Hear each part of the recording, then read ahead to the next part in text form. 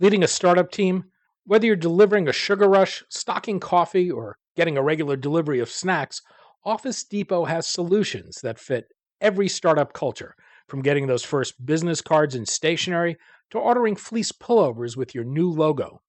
To learn how Office Depot and the California Technology Council have partnered to bring you savings on all of these startup essentials and more, go to californiatechnology.org/member benefits. I'm Daniel Levine, and this is the Bio Report.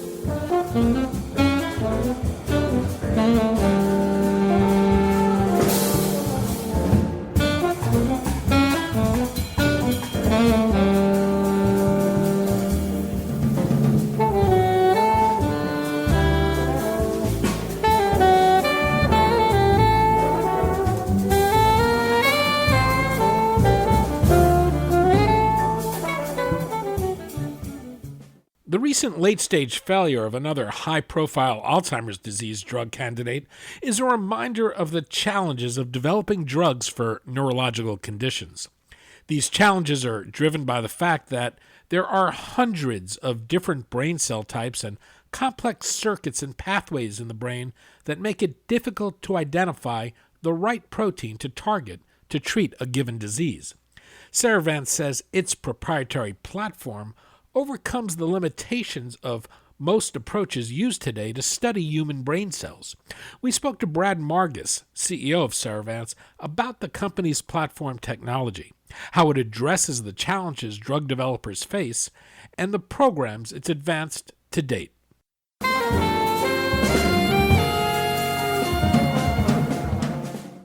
Brad, thanks for joining us. Well, thank you. We're going to talk about neurological disease, Cerevance, and its platform technology, NetSeq, for identifying novel targets for treating these conditions.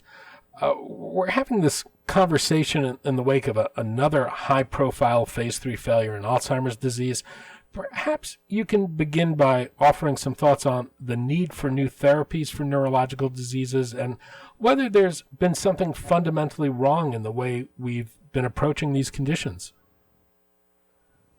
Great. So this is something I think a lot about all the time. I think, everyone agrees, and I think the headlines are always talking about how for especially common CNS diseases like Alzheimer's and Parkinson's, that there's this enormous population, millions of people who have it and more that are going to get it. And yet, there have not been any successes for those neurodegenerative diseases yet. Nothing in development has made it. It's a 100% failure rate. I think part of that is because the brain is really complex and difficult to understand. But I think another reason is because there are now challenges to taking risks. If you're a big global pharmaceutical company executive, you're probably going to bet on a more validated target that's already been studied by a lot of people over some decades. And similarly, if you're a venture capitalist with a limited horizon for your fund, you can't really place bets that may take a long time to prove out. And for these reasons, I think there's a bias toward pursuing already known targets. And in some cases, even talking ourselves into believing that those targets are somehow more validated than some newer targets when, if you look really closely, they aren't. And I spend a lot of time also studying why other CNS programs have failed, and in some cases, it's because it's hard to get a compound into the brain. I get that, and sometimes it's hard to translate safety or dosing issues from animals to humans and get that right. But most of the time, it's because of efficacy, and that I blame on targets. Well, I know you from the world of rare disease. You have two sons with a rare neurological condition that's known as AT, or ataxia-telangiectasia. I'm wondering how your experiences with AT may have led to your approach at Cerevance. So, thanks for mentioning my kids' disease. I appreciate it. It makes it much more personal for me. So every approach we think about for tackling the brain and getting new insights in the brain, I'm maybe a little more skeptical, a little more grumpy sometimes when people oversell things. because I really need them to work, especially on research directed at my kids' disease. So it's very personal, and I'm pretty candid with everyone about that. Sometimes I get in trouble for that, but I think the good news is that there is an enormous amount of progress being made in basic neuroscience. The tricky part is getting the research to translate into therapies, and part of that is science, and part of the challenge is just all the other things that have to happen to execute and implement so that you can get to a therapy. And so I came at it, and I got into life sciences because of my kids' disease, but now I think about common diseases as well, and focusing on the brain. One of the challenges in treating neurological disease is that targeting a protein involved in a disease can be problematic because proteins in different cell types may serve different functions. How big a variety of cells are found in the brain, and how does that add to the challenge for developing neurological therapies? Yeah, so it's huge. There are at least 500 cell types. After that, you can argue all day what makes a new cell type, expressing a couple of different markers. Some people would argue it's still another cell type, but certainly at least 500 or 600 different cell types in the brain. And then the connections that they make, and one of the things we've learned at Cerevance is that even the same cell type in different areas of the brain, like the glial cells that are part of the immune system in the brain, express very different genes depending on where they are in the brain and what other cells they're next to. So that makes it really challenging. And then the other big challenge has been that until recently it's been difficult to do anything to really understand the molecular basis of human brain diseases using human tissue. Most of the time we've had to rely on animal models, and no matter what you say, looking at a mouse brain is a difficult way to study a cognitive disease or a disease that strikes humans in their 70s. It's just not a good system. One of the things you're doing is building a collection of brain tissue. How substantial a collection of tissue have you amassed, and how is it being used to address this challenge?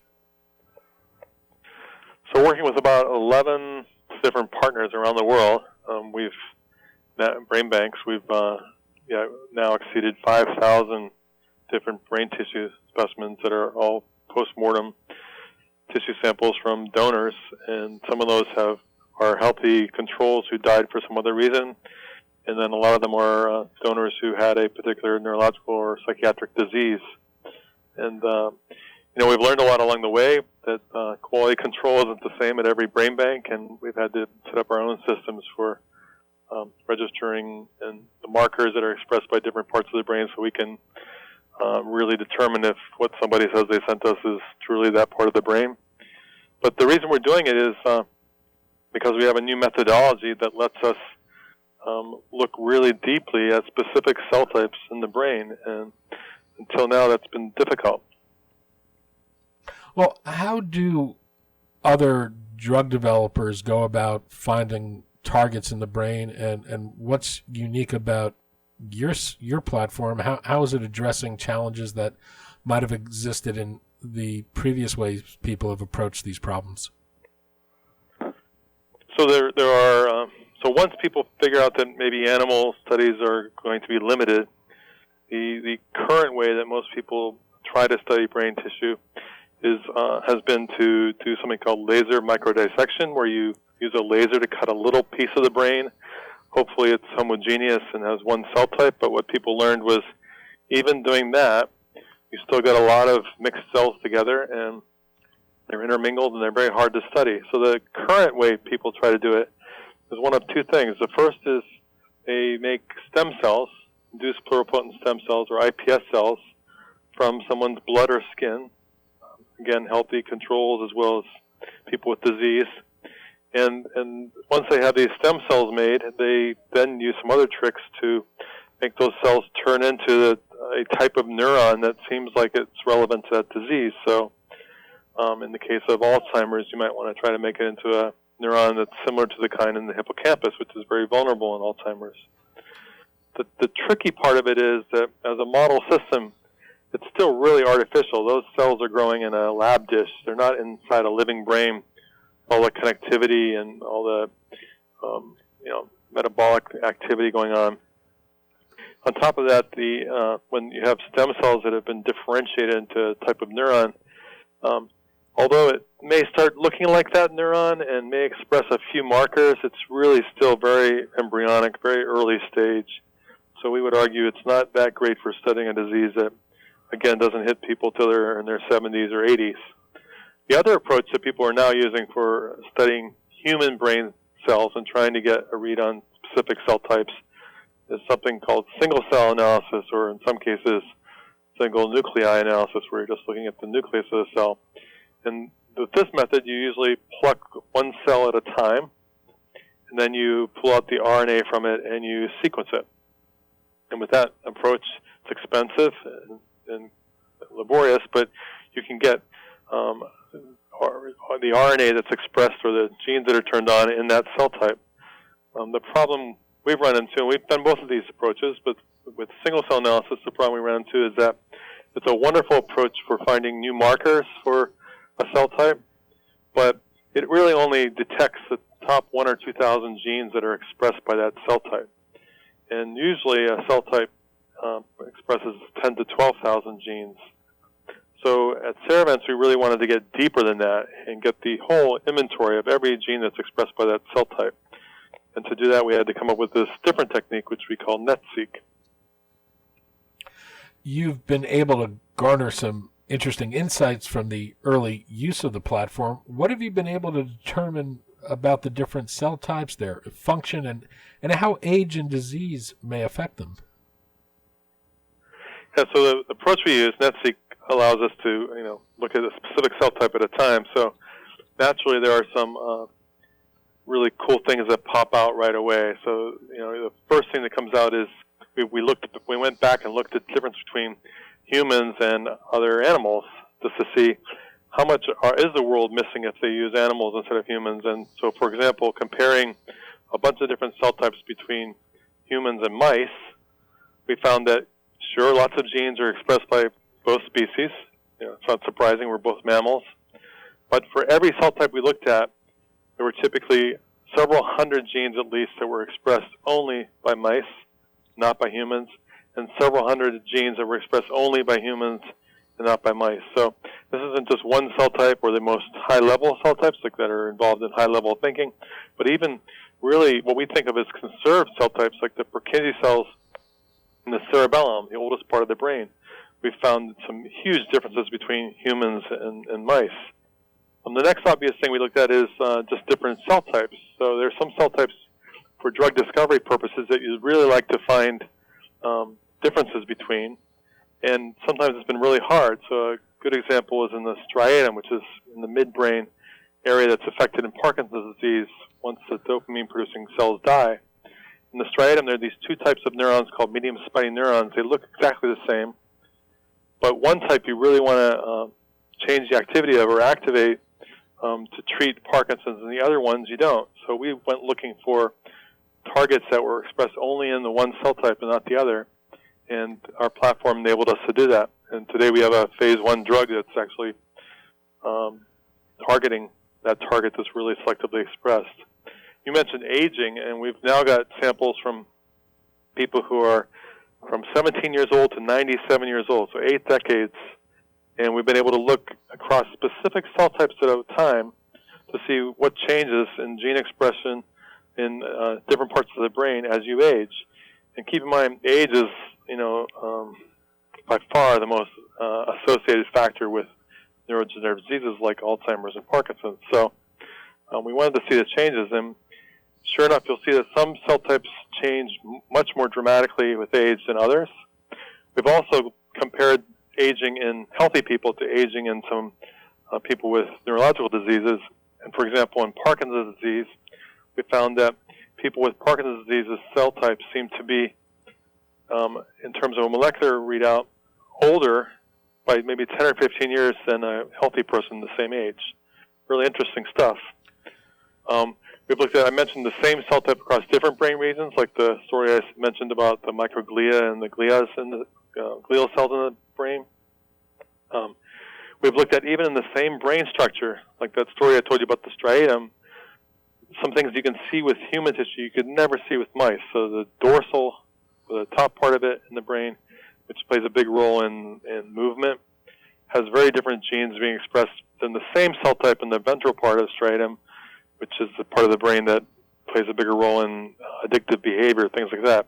So these are things that make sense, and we're now getting really detailed data on that, frankly, the rest of the world hasn't been able to see. We obviously look at differences between people who are diseased and healthy. But we've also seen we've also looked at groups where we've seen some genes that are, and I mean several hundred that are turned on in a subset of healthy people and not in everybody else. We don't know what that means yet. But it is really interesting, and it could be that what we're seeing are what they call prodromes, like a signature that is shared by people who will someday get a bad disease. And we could be seeing this before it even becomes symptomatic. There are lots of genes that people have found, at least at some level, some effect size, to be associated with neurological diseases like LRRK2 or GBA and Parkinson's or ApoE and Alzheimer's. And our platform lets us look at how those genes are affected by the germline variants in different cell types. And for companies that are, very proud of themselves because they're using genetically validated targets, they obviously would be very eager to see what happens to those targets in different cell types. So I hope this gives you an idea of all the different things you can start to look at. And again, in human tissue, mature human tissue from people with serious diseases really hasn't been possible until now. And from it, we're starting to pick some targets, proteins that we believe, if you modulate them, it could be therapeutic, and starting to do drug discovery against them. Well, how does the platform actually work to identify new drug targets? Well, so the two pieces. The first part is how the platform works to profile cell types, and what we have is a clever way of tagging and sorting cells so that we only get one cell type. We get a lot of them, and we're able to very deeply sequence the RNA in those cells. Once we have these huge data sets, then we have to not only use our data, but then overlay it with a lot of important network and pathway analysis techniques. We use machine learning. We use informatics approaches. Some of them are off the shelf, and some of them are developed in-house. We have neuroanatomists and electrophysiologists who really quickly can test a potential target to see if changing its activity does have the effect we think it does on a circuit. So we're able to pursue not just Holy Grail, which is disease-modifying treatments that would stop or slow a progression of a disease, but also symptomatic treatments that would at least correct the circuit and maybe give someone a few years of relief. One of the challenges with identifying novel targets is their so-called druggability. This is all the more of a challenge in that you're going to have to deliver therapies to cells in the brain. How has that affected your target selection, and are you thinking of developing small molecule drugs, or are these drugs that will be delivered in any special way so that they can cross the blood-brain barrier? So at Cerevance, we have a lot of expertise in small molecule drug discovery, chemists and people who have actually delivered drugs to the clinic and to the market. But our company and our platform is not at all based on one modality like small molecules.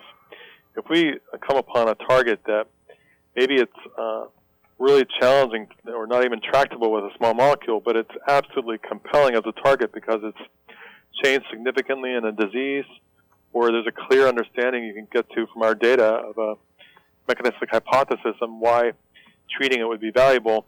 But if that requires a large molecule, like an antibody approach, we would approach somebody, and there's several potential partners out there who have those other modalities and have new abilities to deliver those antibodies, for example, into the CNS, and we would partner with them. We have a target right now that looks like it's very tractable for aptamers. There's another target we're looking at that has something to do with, where maybe you could use an antisense oligonucleotide approach, and there are companies out there that are masters at doing that. Gene editing, gene therapy, all these fields are making huge strides right now, and investors are very supportive of new modalities, degraders, other kinds of techniques, and what they all need are some new targets to apply their techniques to. We hope to be one of the companies that can really deliver novel targets that kind of refresh the whole CNS space. Again, we've had some disappointments recently, but if you look, most pharmas are working for these major diseases are working on the same targets. We know that amyloid and plaques play a role, but we don't think it's the whole story. And clearly, some recent trials demonstrate that it may not be the whole story. Your platform has been successful at generating targets. You've got 8 programs right now with a lead program in phase 1B testing to treat cognitive impairment and schizophrenia. You have a second program in phase 1 for Parkinson's disease. How are you prioritizing the indications you're pursuing, and why those first 2 conditions? So we absolutely want to meet unmet medical need, but beyond that, we prioritize based on where the science, the data really says has the best chance of making a difference. So if a target is really compelling and it had a smaller population, maybe a smaller net present value, not perceived as quite as valuable commercially, but it looked like a real shot to change people's lives and really change the standard of care for a disease, we would be all over it. So our priority by far is looking at the target. Where is the story the most solid? Where is it most testable with downstream validation assays and anything else you need downstream models, and is it tractable with some kind of modality?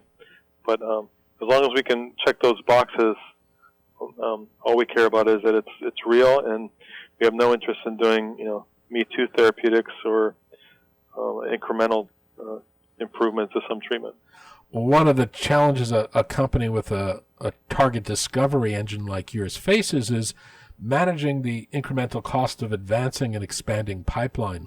What's the strategy for funding your pipeline as you move from discovery to development?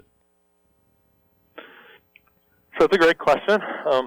We will absolutely need more cash. In fact, the more successful you are, more cash you need. That's the way it works in biotech. And so I think we're at a point where, later this year we may do a Series B financing. But at the same time, we're actively in discussions now as we come out of stealth mode, talking to some potential partners who we would work with in a particular disease or a particular group of cells. And we envision those partnerships also helping us with funding part of our efforts. We have this great tool in hand now that we want to use broadly, and we don't have the expertise or the bandwidth to do it all ourselves. So we're hoping that this year we'll sign up 3 or 4 partners and learn from them, not just take their money, but learn from them and share in how our scientists will work together, and then hopefully share downstream in our successes. Brad Margus, CEO of Cerevance. Brad, thanks so much for your time today. Thanks, Danny.